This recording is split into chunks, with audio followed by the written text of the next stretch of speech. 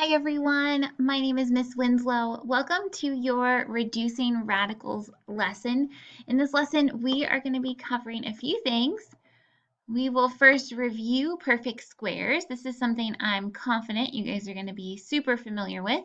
We're going to be simplifying radicals, looking at radicals with fractions underneath, and then doing something called rationalizing the denominator. So let's go ahead and get started.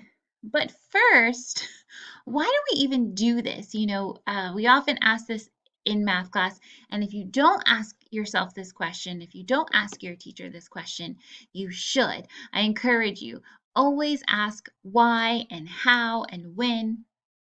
And this particular topic doesn't really have a direct connection to something in your world or the real world. But the process that we're going to use is big brain thinking. This is going to take you to problem solving methods and heights. So these are tools that we're going to use as we move forward in mathematics to solve bigger and more challenging problems that are connected to our world. Excuse me. So in my opinion, that's what math is. It's problem solving. So you're presented with a problem, you go into your brain and into your memory and you access the tools and the processes that you've learned. You pick the right one, the one that you feel is going to be the best one for that problem. You apply it and then you get a solution. So in my opinion, this is the most powerful mathematics you can do because you can literally apply it to anything. So let's review perfect squares. When we look at this, we're trying to take the square root of 4, and I bet all of you instantly know the square root of 4. The square root of 4 is 2, and that's because you can write 4 as 2 times 2. It's considered a perfect square because you can choose, or not really choose, but you can find two numbers that are exactly the same that multiply together to give you that number. It's called a perfect square. And see, we have two numbers here. There's a pair of numbers. And so when you're taking the square root, that's what you're looking for. You're looking for two numbers that are the same. So let's try the second one here, the square root of 16. Can you guys think of two numbers that multiply together to give you 16 that are exactly the same numbers? And you likely already know this one as well, 4 times 4, right? So the square root of 16 is 4 because we have a pair of 4s. Let's try 25. Again, you guys already know this. It's 5 because we can write 25 as 5 times 5. We found two numbers that are exactly the same that multiply together to give us that number. Keep going. 100 is 10 times 10, right? So the square root of 100 is 10. And then the next one, let's try 81. Can we think of two numbers that multiply together that are the same that give us 81? And it is 9 times 9. So the square root of 81 is 9. How about 27? Can you think of two numbers that are exactly the same that multiply together to give us 27? And likely you're going, no, I don't think I can. And that's because 27 is not a perfect square.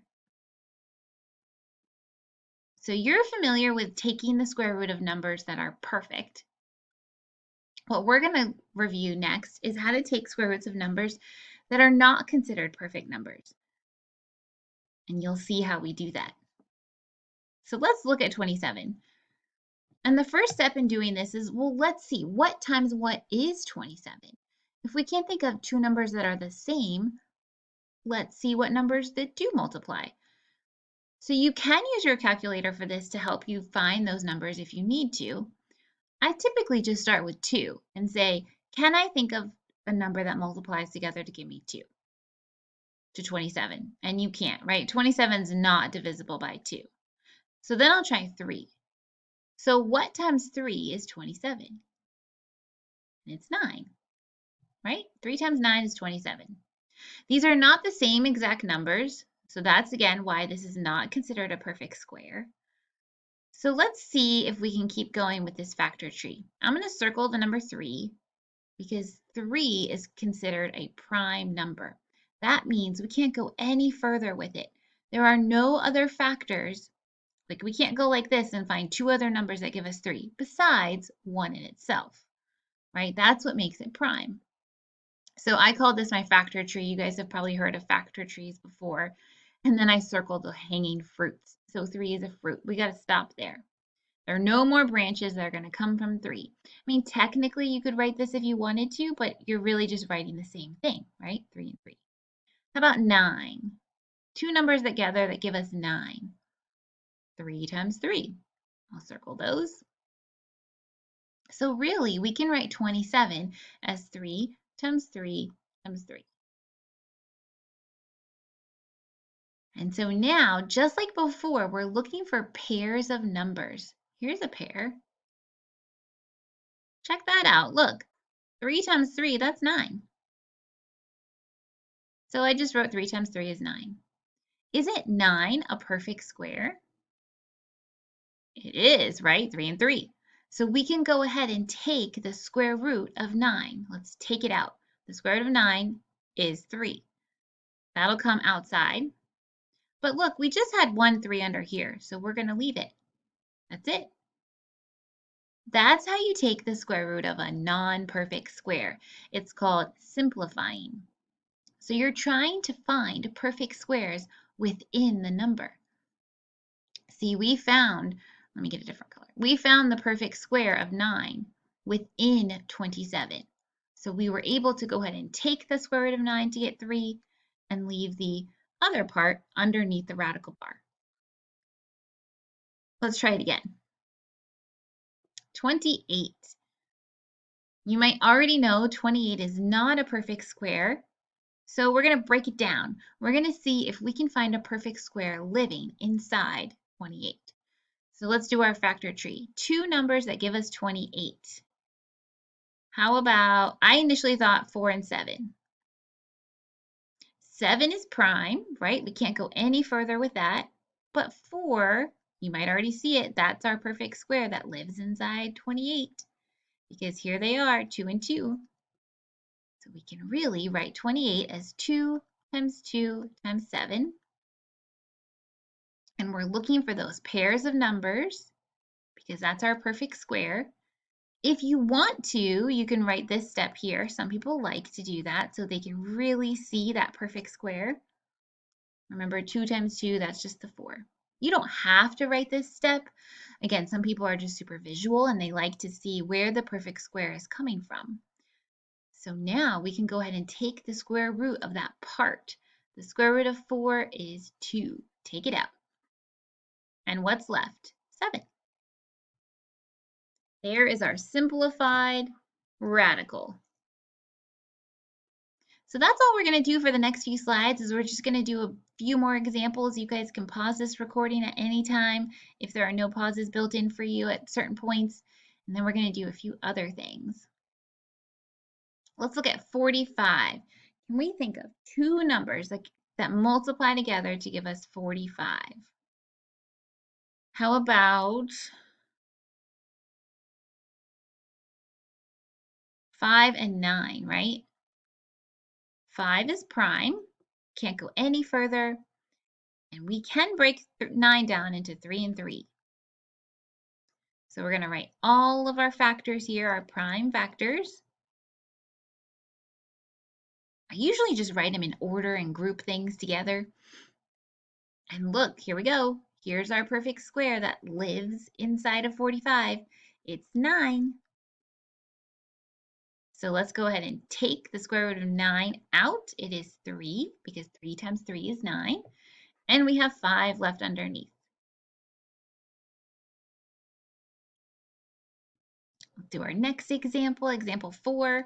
I'm going to do a different color just to change it up a little. 125. Woo!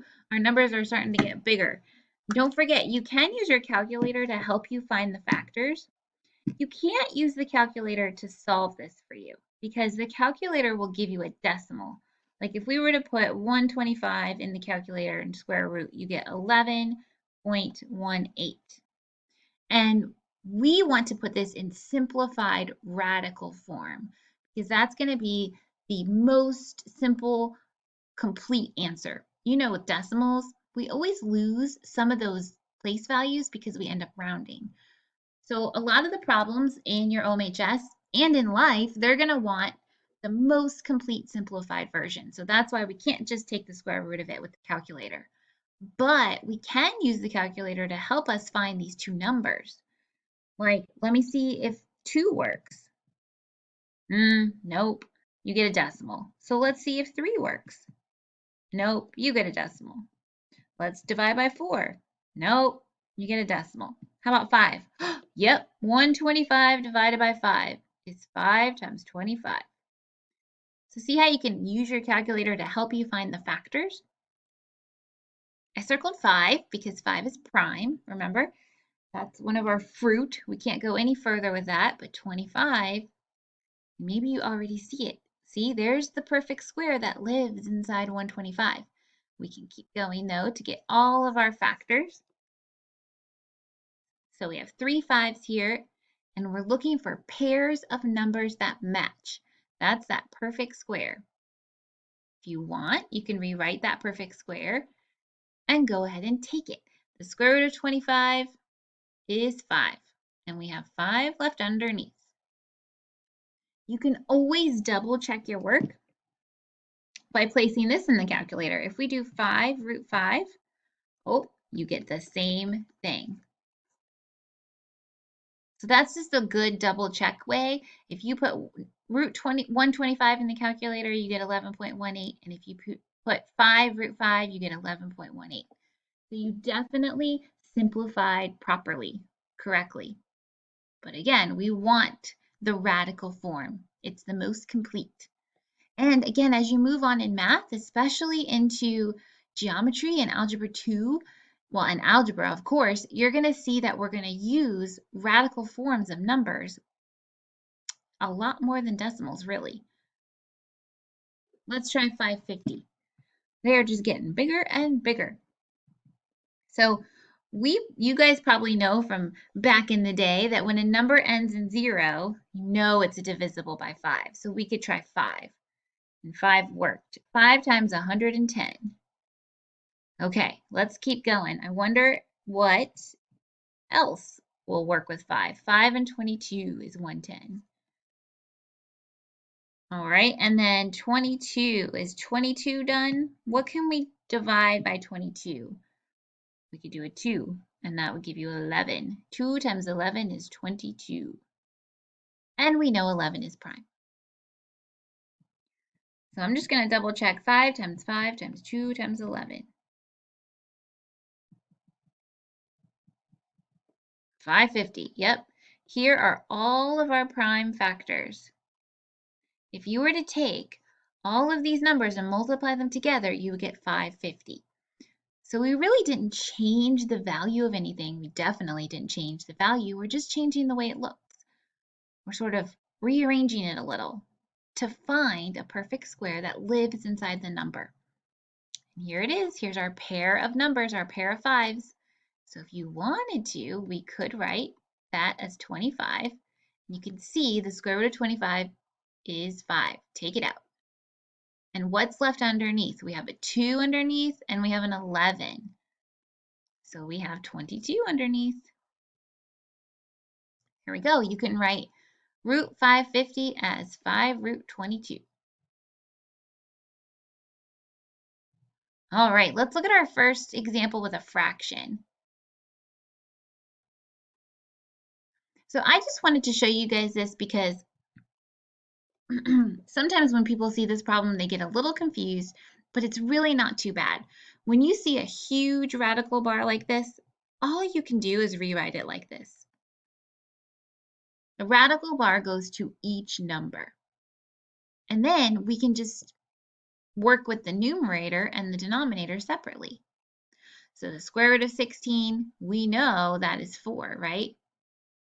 And because, remember, it's 4 times 4. There's our pair of numbers. And 9 is 3 times 3. So the square root of 9 is 3. And you're done. So whenever you have a big radical bar going over the entire fraction, you can just put it on the top and on the bottom, and then deal with each part separately.